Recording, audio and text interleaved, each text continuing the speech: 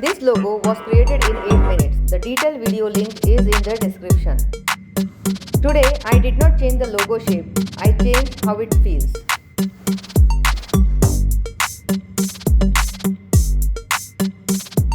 Let's start with the black background. Click on the logo name and change the fill color into white. Go to Effect and Stylize and Outer Glow. Follow the steps as shown on the screen.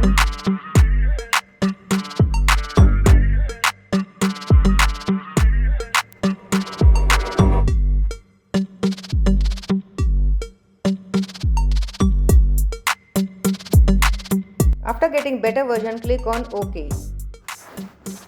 Then copy and paste in back the image.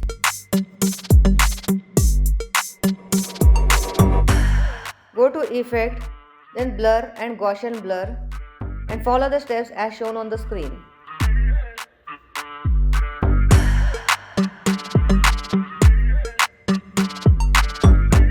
Follow the steps on the same icon image also.